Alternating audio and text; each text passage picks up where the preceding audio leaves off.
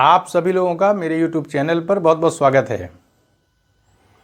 IITian बाबा के तौर पर प्रसिद्ध हुए अभय सिंह जी के भविष्य के बारे में, यानी आगे कौन कौन सी घटनाएं घट सकती हैं, एक संभावना के तौर पर आपके सामने रखने की कोशिश है कि आगे क्या होगा, आगे भविष्य क्या होगा। जहाँ तक संभावनाओं की बात की जाए तो अभी तो वो इसी तरीके से इंटरव्यू देते रहेंगे। आप हो सकता हो उनको BBC में भी देखें, सदगुरु के साथ भी, क्योंकि वहाँ वो रहे भी हैं, उन्होंने अपना उनको गुरु भी माना हुआ है, तो उनके साथ मिलन की भी संभावना है कि एक इंटरव्यू वहाँ भी दिखाई पड़ सकता है। लल्लन टॉप में भी वो आ सकते हैं। तो अभी इसी तरीके से इंटरव्यू का दौर जो है वो चलता रहेगा, क्योंकि भारत एक बड़ा देश है, समाज बड़ा है, तो लोग जब परिचय हो जाएगा बड़े स्तर पर तो फिर वो अपना चैनल, यूट्यूब चैनल स्थापित कर सकते हैं। अगर नहीं है उनका तो ऐसा वो कर सकते हैं, क्योंकि आचार्य प्रशांत जो हैं वो भी बहुत बड़ी सेवा एक कर रहे हैं और उनको भी चुनौतियों का सामना लगातार करना पड़ रहा है। इस बार कुंभ में उनकी जो पुस्तकें हैं उनको जलाया भी गया था।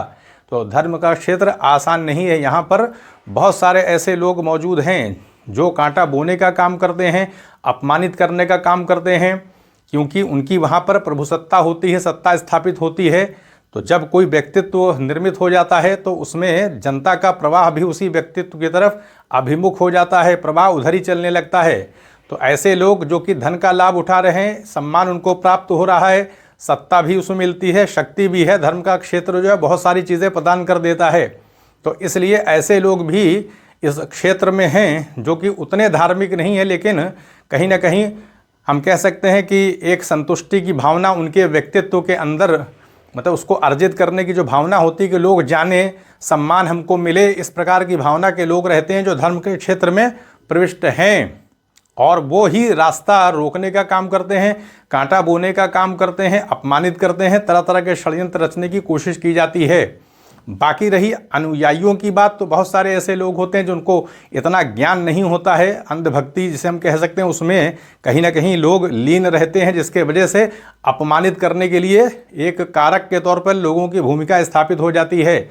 हम कह सकते हैं जब कोई संस्था बनती है तो उसमें बहुत सारे लोग जुड़े होते हैं, उनका भी आर्थिक हित रहता है, तो वही लोग कहीं ना कहीं अपमानित करने में, कांटा बोने में, इस तरह में सहायक भूमिका के तौर पर उनका किसी न किसी तौर पर रोल रहता है।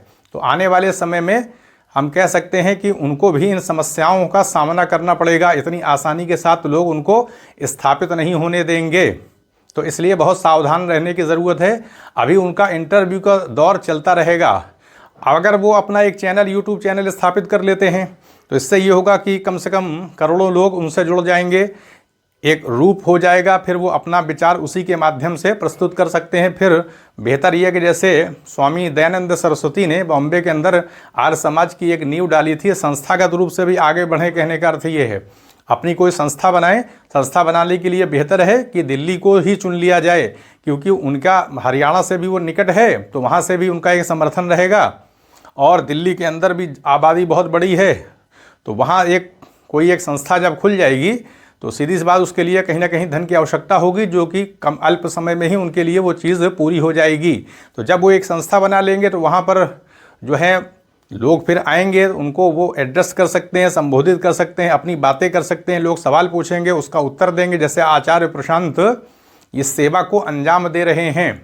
तो हम कह सकते हैं कि इस रूप में वो आगे अपने को प्रस्तुत कर सकते हैं। यानी यूट्यूब चैनल की स्थापना आप देख सकते हैं, और बड़े बड़े जो भी न्यूज़ चैनल हैं, चाहे लल्लन टॉप हो, वहाँ भी आपको दिखाई पड़ सकते हैं इंटरव्यू के तौर पर। इसी तरीके BBC में भी आ सकते हैं, क्योंकि अभी उनका यही दौर चलेगा, कुछ समय तक चलेगा, लेकिन ये लंबा नहीं चलेगा। इसके लिए ज़रूरी है कि उनको खुद अपने को संस्थागत रूप से स्थापित करने के लिए या तो उनको यूट्यूब चैनल अपना एक स्थापित करना चाहिए, क्योंकि यूट्यूब चैनल के माध्यम से बहुत सारे लोग जुड़ जाएंगे और विचार उन तक पहुँचने लगेंगे। तो क्या होगा, क्योंकि वैज्ञानिक कहीं ना कहीं विज्ञान के क्षेत्र से जुड़े हुए हैं, तो बेहतर ढंग से किसी भी चीज़ की व्याख्या कर सकते हैं, समझा सकते हैं। निरंतर उनके वीडियोस आने लगेंगे तो हम कह सकते हैं कि काफ़ी बड़े स्तर पर वो लोगों को धार्मिक क्षेत्र में सही ज्ञान प्रस्तुत कर सकते हैं। इसकी बहुत आवश्यकता है।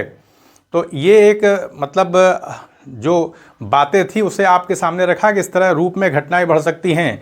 उनको रास्ते से हटाने के लिए, शुरू में ही उनको एलिमिनेट करने के लिए, बदनाम करने के लिए कोशिश की जा सकती है, इसकी पूरी संभावना है।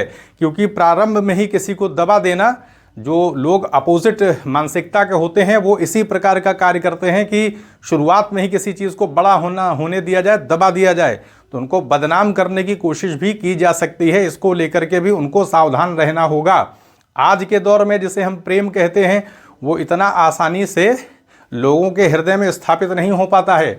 प्रेम करने के लिए हमारे पास या तो हमारा हृदय ही शुद्ध हो एकदम, या हमारे पास ज्ञान हो, हम समझें कि सामने वाले इंसान की सत्ता भी कहीं ना कहीं ईश्वर से जुड़ी हुई है, ईश्वर ने ही सबको बनाया हुआ है। तो इस आधार पर हम प्रेम करें कि सामने वाले को भी ईश्वर नहीं बनाया है। तो अगर हम ईश्वर से प्रेम करते हैं तो हम सामने वाले से भी प्रेम करेंगे। तो प्रेम का एक ये भी रूप हो सकता है। दूसरी बात है कि जो धर्म का क्षेत्र है वो सिर्फ धर्म से ही नहीं जुड़ा हुआ है बल्कि धन से भी जुड़ा हुआ है। क्योंकि जो जीवन की वास्तविकता है वो कहीं ना कहीं धन से भी, आर्थिक संबंधों से भी जुड़ी हुई है। लोगों के अपने परिवार होते हैं, पालन पोषण की जिम्मेदारी होती है।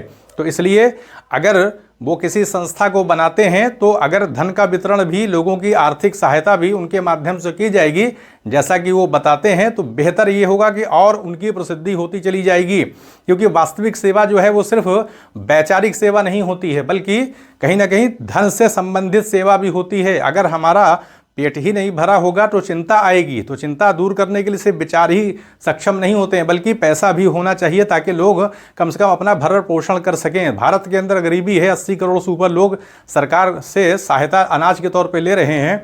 तो ये बात एकदम स्थापित है कि लोगों को मदद किए जाने की आवश्यकता है। जब हम धन का वितरण करेंगे, जो भी हमारे पास पैसा आएगा, जिस माध्यम से, जिस रूप से भी आए, तो ज़्यादा से ज़्यादा हम जब लोगों तक मदद पहुंचाएंगे तो इससे क्या होता है कि धर्म की भी अभिवृद्धि होती है। लोग धर्म में भी अपना समय फिर लगाते हैं, चिंता से क्योंकि मुक्त हो जाते हैं। क्योंकि भौतिक जो परिवेश है इससे बचा नहीं जा सकता है। और हम ये कहें कि सारे लोग जो है चिंतन अध्यात्म में ही चले जाएंगे, तो ऐसा नहीं है। बल्कि ये प्रक्रिया तब चलेगी जब लोगों के पास खुशी होगी, जब लोगों के पास समृद्धि होगी। तो ऐसे में क्या होता है कि फिर इंसान जो है जब वो चिंताग्रस्त नहीं होता है तभी जा कर के तो वो मेडिटेशन की तरफ आगे बढ़ेगा। तो इस क्षेत्र में भी कार्य किए जाने की आवश्यकता है। युवाओं को सलाह तो दी जानी चाहिए लेकिन साथ साथ में आर्थिक वितरण, आर्थिक सहायता का भी कार्यक्रम चलाया जाता है, लेकिन इसको और व्यापक करने की ज़रूरत है। तो क्योंकि उनके पास एक दृष्टि है, वैज्ञानिक दृष्टि है, तो बेहतर ढंग से काम कर सकते हैं वो। तो सारी संभावनाओं को देखते उनको बहुत जागरूक रहना होगा। क्योंकि प्रारंभिक उनका ये उदय हम कह सकते हैं कि इंसान का एक दौर होता है जब हम तपस्या के दौर से गुजरते हैं, यानी हम भ्रमण करते हैं, तमाम एक हर प्रकार की परिस्थितियों में रहते हुए, कठिनाइयाँ उठाते हुए आगे बढ़ते हैं। फिर एक प्रसिद्धि का दौर आता है। इंसान के पास जब ज्ञान होता है, अगर हमारा हृदय शुद्ध है, हम लोगों से प्रेम करते हैं तो प्रसिद्धि मिलती है, प्रसिद्धि दी जाती है। और अगर हमारे पास ज्ञान हो तो और बेहतर हो जाता है। तो ऐसे में एक तो चरण उनका गुजर गया, अब वो प्रसिद्धि का दौर आ गया है, तो उसको मेंटेन रखने की अब जिम्मेदारी भी बनती है। क्योंकि किसी चीज़ को बनाए रखना बहुत ज़्यादा कठिन होता है, क्योंकि उस समय हमले किए जाते हैं लोगों की तरफ से। जो लोग उस क्षेत्र में स्थापित हैं लेकिन उतने धार्मिक नहीं, वो बदनाम करने की कोशिश करेंगे। इसकी सावधानी उनको रखनी होगी।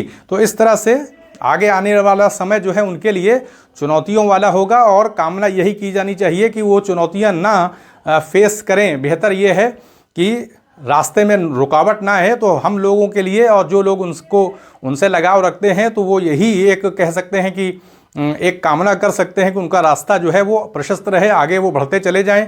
जीवन में जो उनका टारगेट है, जो उद्देश्य है, वो उसे सिद्ध करें, उसे प्राप्त करें, यही कामना की जानी चाहिए। तो यही बात थी। अभी वर्तमान में इसी तरह से उनका इंटरव्यू चलता रहेगा। भविष्य में हो सकता हो कुछ समय के बाद वो अपना एक चैनल इस्टेब्लिश करें, फिर कोई एक संस्था का भी वो रूप देंगे। क्योंकि इस प्रकार की संस्थाएं स्वामी दयानंद सरस्वती ने भी बॉम्बे में स्थापित किया था, बड़े बड़े महापुरुषों ने किया था, प्लेटो ने भी अपनी एकेडमी बनाया था, अरस्तु ने भी बनाया था।